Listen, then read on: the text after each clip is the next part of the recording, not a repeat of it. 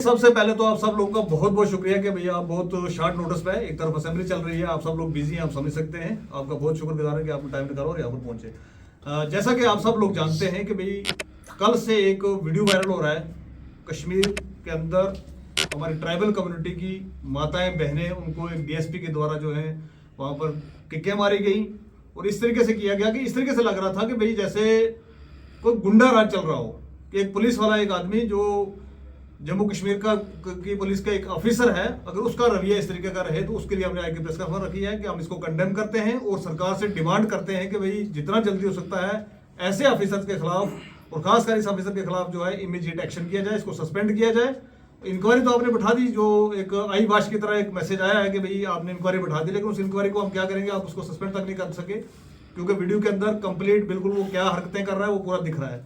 और उसके बाद हम बताना चाहेंगे आपको कि भाई 13 फरवरी को 3 ट्राइबल नौजवान जो है कश्मीर से उठा लिए जाते हैं, गायब कर दिए जाते हैं, गुम हो जाते हैं। क्या होता है आज तक उसकी क्लैरिटी कोई नहीं है।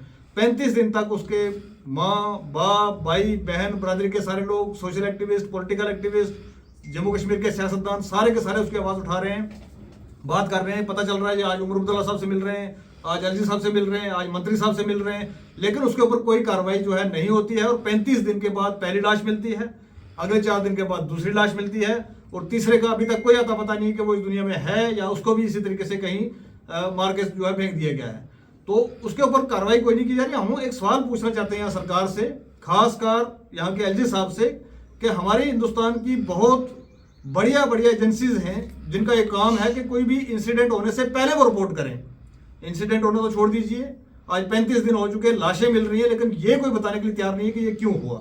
दूसरी तरफ सवाल उठते हैं कि भाई जैसे लाश मिलती है वो प्रोटेस्ट के लिए अपना दुख दर्द लेके रोड के लिए निकलते हैं लोग, तो उनको वहाँ का सिटिंग एसएचओ मारने पे पड़ता है।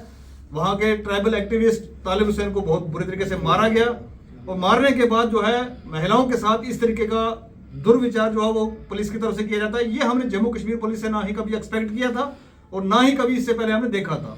ऐसा क्यों होता है कि भी कोई भी इंसिडेंट ट्राइबल्स का निकलता है उसके पीछे कोई ना कोई एसएचओ इन्वॉल्व होता है, कोई ना कोई डीएसपी इन्वॉल्व होता है, कोई ना कोई पुलिस के कांस्टेबल इन्वॉल्व होते हैं और ये होता चला जा रहा है। इस सीरीज को अगर आप देखना चाहेंगे तो सबसे पहले हम शुरू करेंगे पुंछ के बफलियाज टोपी पीर से 3 नौजवानों को उठाया जाता है, मारा जाता है। उसके पीछे भी बाद में पता चलता है कि 2 पुलिस वाले जो उनको घर से उठा के लेके गए थे। उस इंसिडेंट को हम भूले नहीं थे कि रजौरी के अंदर 17 अमवात होती हैं, ट्राइबल कम्युनिटी के लोग जो मारे जाते हैं, पूरे पूरे खानदान खत्म हो जाते हैं और उसके ऊपर भी कोई कार्रवाई नहीं, कोई कुछ नहीं। उसके बाद कठुआ पहुंचेंगे तो यहाँ पर एक साजिशन जो है ट्राइबल कम्युनिटी के मकानों को वेंडलाइज करने का ऑर्डर निकलते हैं, मस्जिद गिराने का ऑर्डर निकलते हैं। जब उसके ऊपर शोर शराबा होता है तो उसको छोड़ के आपने देखा होगा कि मखनदीन ने किस तरीके से अपना वीडियो बनाया, कुरान पाक उठा के सर के ऊपर और उसने अपनी जान ले ली। इसी तरीके से वहां पर 50 से ज्यादा जो ट्राइबल के लोग हैं वो जेलों के अंदर हैं, पीएसए के अंदर, जिन्होंने पैसे पुलिस को नहीं भरे उनको गलत केसों के अंदर फंसा के अंदर डाल दिया गया। आज 3 नौजवानों को यहाँ पर देखेंगे तो एक ट्राइबल्स के खिलाफ जो है मैं समझ रहा हूँ कि जम्मू कश्मीर के अंदर एक जंग जारी की हुई है जम्मू कश्मीर पुलिस के कुछ नालायक ऑफिसर्स ने।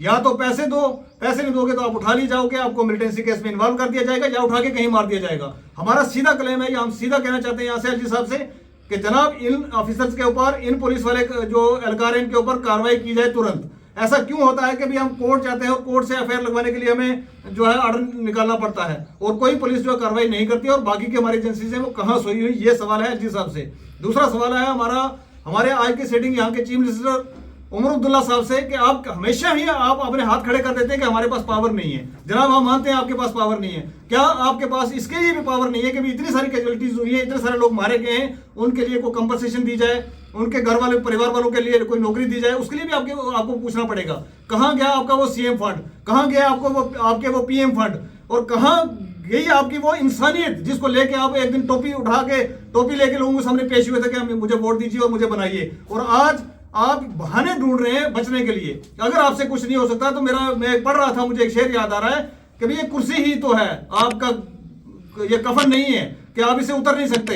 अगर आपको नहीं काम करने दिया जा रहा है तो आपको उतर जाना चाहिए और हमारे साथ बैठना चाहिए। आज ये कफन पहन के हम यहाँ पर इस प्रेस कॉन्फ्रेंस को करके ये जताना चाहते हैं इस सरकार को कि भी हमने कफन अपने सरों में बांध लिया है। और खासकर मैं आपको बताना चाहूंगा कि ट्राइबल कम्युनिटी वही कम्युनिटी है जिस कम्युनिटी ने पहाड़ों से मिलिटेंटों को खदेड़ के निकाला और नरेंद्र मोदी जी ने जो है वहां पर बैठ के सेंटर के अंदर जवाब सवाल किया कि भाई हिंदुस्तान के अंदर कोई कम्युनिटी अगर बॉर्डरों को सुरक्षा करने वाली कम्युनिटी है वो ये ट्राइबल कम्युनिटी है, और इस ट्राइबल कम्युनिटी के ऊपर रोजाना कोई ना कोई गाज गिर रही है, तो इसको हम कतई बर्दाश्त नहीं करेंगे। हम आपकी मिसाल से सरकार को बताना चाहते हैं, खासकर जो कुलगाम के अंदर 3 नौजवान, 2 की डेड बॉडी मिल गई और तीसरे को भी हम आज जोड़ के रिक्वेस्ट करते हैं अगर आपने मार दिया तो भी दे दीजिए। आप क्यों 30-30, 40-40 दिन? और वहां पर ये बात निकल के आ रही है कि वहां का कोई सिटिंग एएसपी साहब हैं, वो कह रहे हैं, वो महिला जो माँ है उन लड़कों की, वो कहती है कि आप मेरे बच्चों को मुझे ला के दे दीजिए, मैं आपको हार डालूंगी। वो उसका जवाब आता है कि आप मुझे हार नहीं चाहिए, मुझे स्टार चाहिए। तो हमें समझ में आता है कि हमारे बच्चों को उठा के अपने स्टारों के लिए उनको मारा जाता है, पीटा जाता है, उनको मिलिटेंट दिखाया जाता है या कुछ और दिखाया जाता है। क्या मंशा थी इसके पीछे? उसे एएसपी की कार्रवाई की जाए, जिसे एसएचओ ने लोगों के ऊपर लाठीचार्ज किया वहां पर उसके ऊपर कार्रवाई की जाए, और खासकर डीएसपी के ऊपर कार्रवाई की जाए जिसने हमारी माताओं बहनों के साथ वहां पर इतना दुर्व्यवहार किया है। यही कहने के लिए आप सबको बुलाया था। बहुत बहुत शुक्रिया। जी सफीर जी, क्या कहेंगे? कल का जो इंसिडेंट सामने आया है, एक डीएसपी जो एक वहां पर तैनात था और उसने एक महिला के ऊपर जो है उसको किक किया है, तो क्या कुछ कहेंगे इसके ऊपर? देखिए, सबसे पहले तो आप सब लोगों का बहुत बहुत शुक्रिया कि भाई आप बड़ा कीमती टाइम निकाल के आए इस इमरजेंसी प्रेस कॉन्फ्रेंस के लिए। मैं बताना चाहूँगा कि भाई आज से 35 दिन पहले 3 नौजवान कुलगाम से गायब हो जाते हैं। उनको ढूंढने के लिए उनके माँ बाप, उनके रिश्तेदार, उनके बरादरी के लोग, सारे के सारे लोग कश्मीर, जम्मू सब एक कर दिया उन्होंने। एलजी साहब के पास, चीफ मिनिस्टर साहब के पास, तमाम मंत्रियों के पास, तमाम एमएलएस के पास वो पहुंचे, लेकिन कोई रिजल्ट नहीं निकला। मेरा आपकी मिसाल से सवाल है यहाँ के एलजी साहब से कि जनाब आप कहाँ सोए हुए हैं कि भाई इस तरीके से 35 दिन तक बच्चे गायब रहते हैं, और जहां से गायब होते हैं आज वहीं से डेड बॉडियां मिल रही हैं। तो 2 की डेड बॉडियां मिली हैं, तीसरी को मार के कहाँ फेंका गया है उसका हमें बताया जाए। और दूसरी बात कि वहां पर एक सीसीटीवी कैमरा के तहत जो निकल के आई चीज के उनके साथ कोई बात कर रहा है, वो आदमी पुलिस वाला है, कोई पुलिस का ड्राइवर है कि क्या है, वो उनके साथ बात कर रहा है लास्ट मोमेंट में, और उनके साथ वो कहीं जा रहा है। उसके बाद वो बच्चे गायब हुए थे वहां से, और आज 35 दिन के बाद पहले एक की लाश मिलती है, फिर दूसरे की मिलती है, और तीसरे का अभी तक कोई अता पता नहीं है। जब इस सारी डेड बॉडियां मिलने के बाद रोष को लेके जब उनकी फैमिली के लोग रोड पे निकलते हैं प्रोटेस्ट करने के लिए, तो उनको वहां पर बहुत बेदर्दी से पहले एसएचओ के द्वारा मारा जाता है, और उसके बाद डीएसपी साहब आते हैं, वो लेडीज को किक कर रहे हैं। वो आप सब लोगों ने वीडियो देखा है।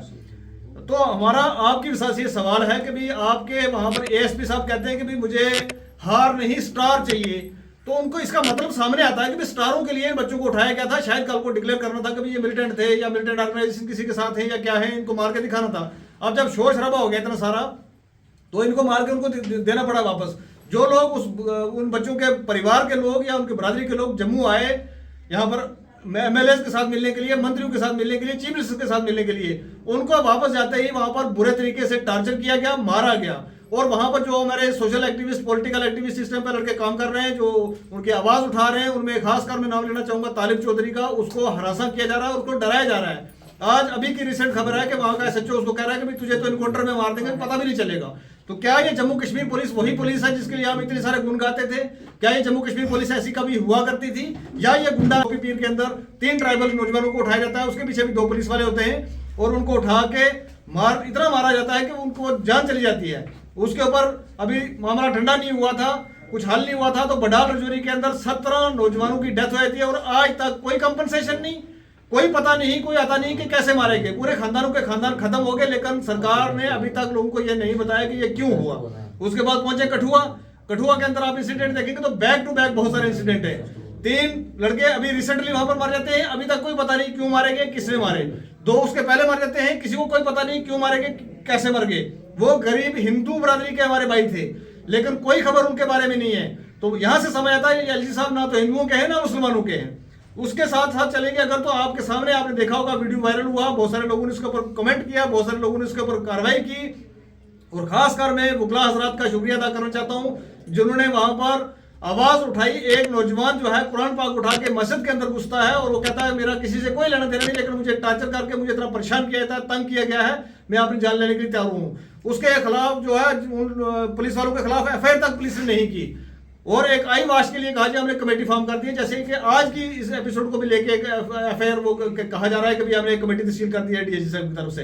ये सिर्फ आई वाश है और इसके अलावा कुछ नहीं है।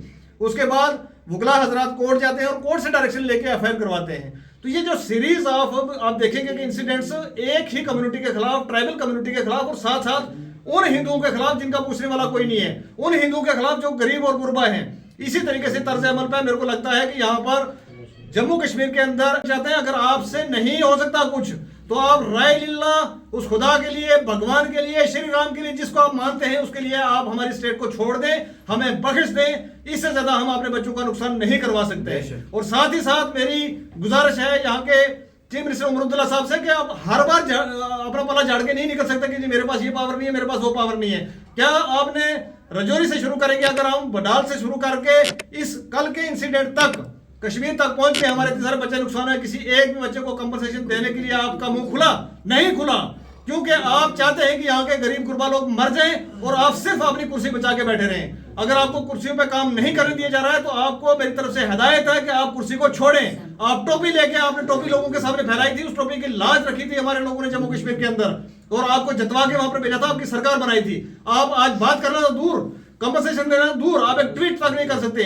अगर कहीं किसी का कुत्ता बीमार हो जाए तो आप उसके लिए ट्वीट करते हैं, लेकिन ट्राइबल के बच्चे काटे जा रहे हैं, मारे जा रहे हैं और उसके अंदर पुलिस की इन्वॉल्वमेंट निकल के आ रही है, लेकिन उसके ऊपर एक लफ्ज आप नहीं बोलेंगे। आप किसको खुश करना चाहते हैं और किसको खुश करने के लिए यहाँ पर बैठे हो? कौन है वो आपका आका? ये सवाल है आपसे, आपको जवाब देना होगा। नहीं तो हमने कफन बांध लिया, हम रोडों पे निकलेंगे, रोडों पे बैठेंगे, हम और बच्चे जाया नहीं कर सकते। इसको